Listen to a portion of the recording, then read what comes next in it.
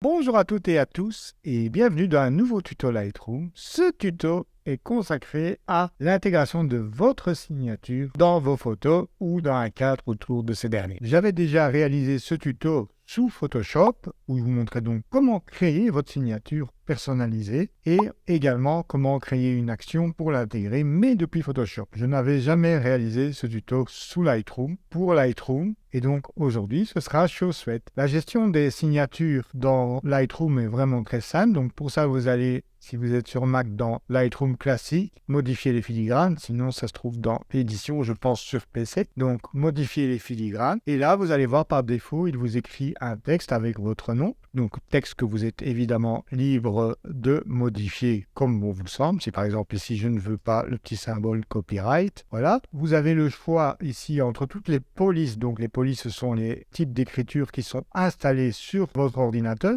Alors malheureusement, vous n'avez pas de preview, c'est-à-dire de prévisualisation que vous êtes obligé de cliquer pour voir ce que ça va rendre comme type d'écriture. Moi, ce que je vous conseille, si à moins de créer votre propre signature personnalisée, comme je vous le montre dans le tuto Photoshop dont je vous parlais précédemment, c'est d'aller choisir une police qu'on ne retrouvera pas aussi fréquemment que si vous choisissez celles qui sont installées par défaut sur votre système. Donc pour ça, je vous invite à vous rendre par exemple sur le site dafont.com/fr. Je vous ai mis l'adresse également en description. Et donc c'est un site qui propose des polices gratuites. Ici par exemple, ce qui m'intéresse, c'est des polices de type script, donc des polices qui ont l'air d'avoir été écrites à la main. Et ici, à gauche, vous pouvez taper votre nom, par exemple, voilà, ou votre pseudo. Et je clique sur Valider. Voilà, vous allez voir directement les prévisualisations des polices qui sont proposées. Alors, imaginons que celle-ci me plaît bien. Voilà, je clique ici sur Télécharger. Hop,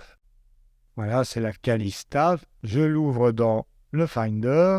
Voilà, je sélectionne les deux fichiers puisqu'il y a une version italique et normale du texte. Je clique droit et je clique sur Ouvrir ou sur Windows, je pense que c'est Installer la police directement. Voilà, Installer. Et donc maintenant, elle se trouve dans le système. Elle s'appelle Calista. Il va falloir que je redémarre Lightroom. Donc, comme vous pouvez le voir, elle n'apparaît pas dans la liste. Donc, je vais fermer, quitter Lightroom et le relancer. Voilà, donc j'ai relancé Lightroom. Hop, je vais dans Modifier les filigranes. Et donc, cette fois, je vais choisir la police que j'ai installée, qui est donc Calista. Voilà, tout en enlevant ici le copyright. Alors, évidemment, c'est mieux si vous sélectionnez d'abord une photo. Comme ça, vous voyez le résultat sur une image. Hop, modifier les filigranes. Calista. Voilà. Donc vous voyez, c'est déjà un peu plus original comme type de signature. Alors, vous avez la possibilité donc de choisir la police, la version donc italique ou normale, ça dépend en fait de la police que vous installez. La couleur, donc vous pouvez choisir une couleur noire si la photo était par exemple claire. Ici, comme c'est un fond sombre, eh bien, le blanc va très bien. Vous pouvez décider d'ajouter une ombre ou pas. L'opacité, ça je trouve intéressant parce que le but d'une signature, c'est qu'elle soit discrète. Donc, ça vous permet de la rendre un peu transparente. Il ne faut pas qu'elle attire trop l'attention non plus. La taille est proportionnelle, c'est-à-dire qu'elle va s'adapter par rapport au côté, à la dimension de la photo. Donc, ça, c'est très bien. Et vu comme c'est du texte, ça reste vectoriel, il n'y a pas de souci. Ici, hors texte va vous permettre de décaler la photo. Donc, parce que là, vous voyez, l'écriture est collée au bord. Et donc, c'est intéressant ici, par exemple, de décaler toujours un petit peu par rapport au bord. Voilà. Sinon, vous avez le choix de 9 positions prédéfinies. Donc, centre, droit, gauche, au milieu, etc. Enfin, même si je ne vous conseille pas de la mettre au milieu. Et vous pouvez même éventuellement, si vous le souhaitez, la mettre en format vertical, comme ceci, le long du bord. À ce moment-là, on la décalera. Voilà, par exemple, ici, si vous le souhaitez. Bon, en général, je vous conseille plutôt de rester classique. Donc, de la mettre dans un des coins en bas. Voilà, comme ceci, par exemple. Ou, si vous préférez, donc horizontalement.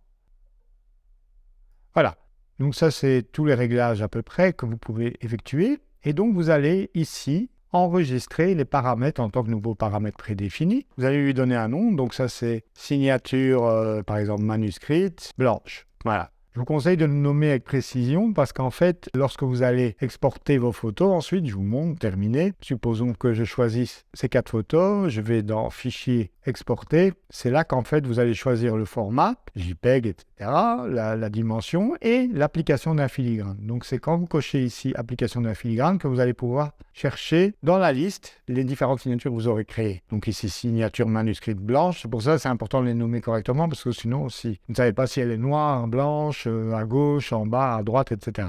Donc là, maintenant, si je fais un export, hop, on va lui dire de créer des versions non uniques. Et voilà, elles sont générées. Voilà, et donc vous voyez en bas à gauche, ma signature a bien été intégrée dans toutes les photos au même endroit. Si vous avez des photos avec des fonds clairs, il vaudra mieux donc créer le même type de signature, mais cette fois avec un fond noir. Voilà, bon ici, évidemment, elles se font, je désactive l'ombre. Je vais prendre la même police, donc Calista, OK, et la décaler un petit peu à droite et un petit peu en haut, et lui appliquer une opacité plus faible. Bon, ici, le fond n'est pas très clair, le fond est assez sombre, donc c'est juste pour vous montrer l'exemple, et alors vous allez l'enregistrer en tant que nouveau paramètre prédéfini. Voilà, par exemple, donc signature, manuscrite, noir.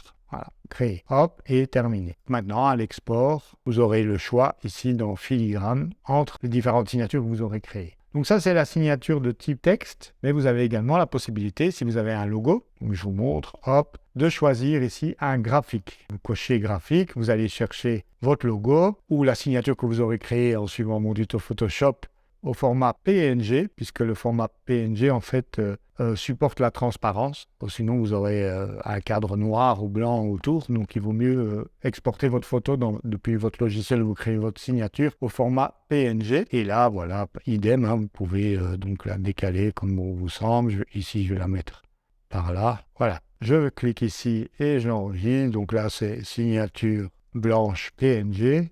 Hop, terminé. Et donc voilà, maintenant, à l'export, j'aurai évidemment le choix entre la signature blanche, celle au format graphique, etc.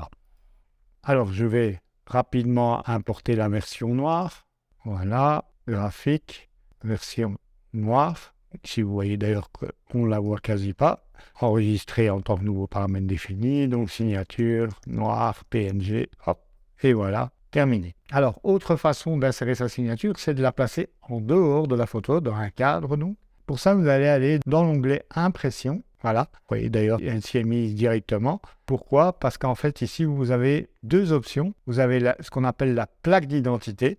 Donc, en fait, pour la modifier, il suffit de cliquer sur le cadre et vous faites modifier. Voilà, et vous pouvez chercher donc votre image, votre logo. Ou idem, vous pouvez tout à fait créer une plaque d'identité avec un texte. Hein. Donc, on peut reprendre la même police que l'on avait créée précédemment. Donc, c'était quelque chose, là. Calista, voilà. OK. Et là, je vais l'enregistrer sous signature, plaque d'identité, plaque manuscrite, blanche. Je vais changer la couleur, puisque évidemment, comme mon cadre est blanc, vous ne la verrez pas. Voilà, OK.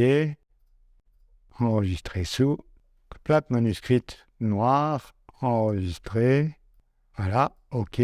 L'avantage, en fait, de la plaque d'identité, c'est que vous pouvez vous-même la placer où vous voulez. Contrairement à la signature qui doit correspondre à une des 9 positions et vous pouvez ajuster le décalage, ici, en fait, vous êtes libre de la placer où bon vous semble. Voilà. Et au niveau du cadre, en fait, ça a été créé par les marges ici. Donc ici, vous voyez, j'ai mis les mêmes marges à gauche, à droite, et j'ai laissé une marge plus importante en bas pour pouvoir mettre ma signature, mais je pourrais mettre également, par exemple, le titre de la photo. Ça pourrait être, par exemple, si vous devez créer un tirage où il doit avoir un titre à la photo, bien à ce moment-là, comme c'est du texte, voilà, vous pouvez venir changer ici et mettre le titre de la photo en dehors donc de l'image. Voilà, et également, vous pouvez baisser l'opacité, tout comme la signature, l'échelle, etc.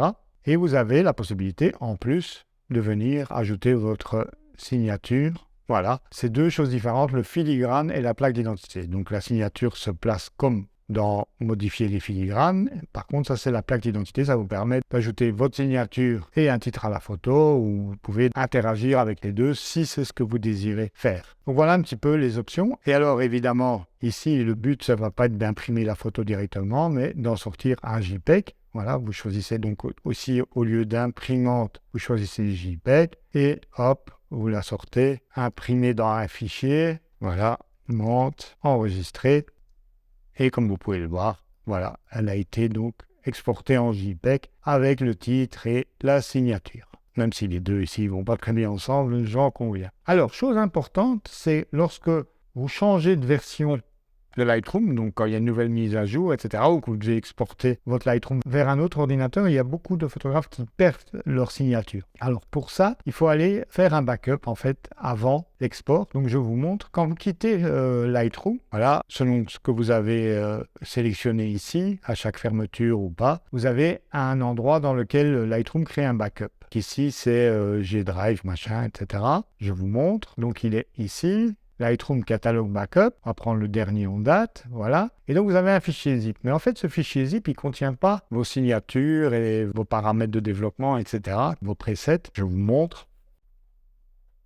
Voilà, une fois que vous avez extrait l'archive dans lequel se trouve votre catalogue, vous avez un fichier LR4 qui contient donc toutes les informations catalogue, les réglages, etc., que vous avez fait à vos photos, et un fichier LR4 Data qui correspond en fait aux données de masque que vous auriez créées dans Lightroom, mais donc pas vos signatures. En fait, vos signatures, je vous montre, vos signatures et plaques d'identité, elles sont enregistrées à un endroit précis que vous pouvez définir ici. Si vous allez dans les préférences, voilà, dans le deuxième onglet, paramètres prédéfinis, vous pouvez cocher stocker les paramètres prédéfinis avec ce catalogue ici. Cette option-là, voilà, il vous suffit ensuite de cliquer afficher tous les autres paramètres prédéfinis. Elle va vous ouvrir donc le dossier paramètres Lightroom qui est au même niveau donc que votre catalogue et dans lequel vous allez trouver ce qu'on appelle les watermarks. Donc les watermarks, c'est donc vos fameuses signatures que vous venez de créer.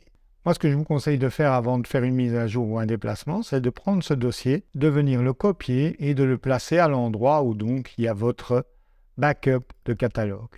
Voilà, ici, hop. En général, c'est pas très lourd, vous voyez, ça pèse ici que même pas 50 mégas, et comme ça, vous êtes certain qu'après la migration, vous pouvez retrouver tous vos paramètres de signature ou de paramètres de développement, etc. Parce que ça arrive souvent lors des mises à jour qu'il y a des problèmes à ce niveau-là. Comme ça, c'est une mesure de prudence si vous voulez conserver toutes vos signatures ou autres paramètres de développement en lieu sûr lors d'une mise à jour de Lightroom. C'est relativement simple de créer et gérer ces signatures dans Lightroom. Je vous rappelle que si vous voulez créer vous-même votre propre signature manuscrite, je vous invite à regarder le tuto qui va s'afficher à la fin de la vidéo. Donc là, c'est dans Photoshop, mais vous pouvez ensuite importer le PNG dans Lightroom et l'utiliser pour vos photos. Je vous rappelle qu'une signature ne doit pas trop attirer l'attention, éviter les couleurs flashy, etc. Faites en sorte qu'elle reste discrète, ou encore mieux, vous pouvez la placer donc en dehors de la photo, comme je vous l'ai montré avec la deuxième technique. Voilà, les tutos consacrés aux signatures dans Photoshop et Lightroom sont donc maintenant complets. Je vous remercie comme d'habitude d'avoir regardé cette vidéo et je vous dis à très bientôt pour de nouveaux tutos Lightroom, Photoshop ou photographie. Ciao, ciao!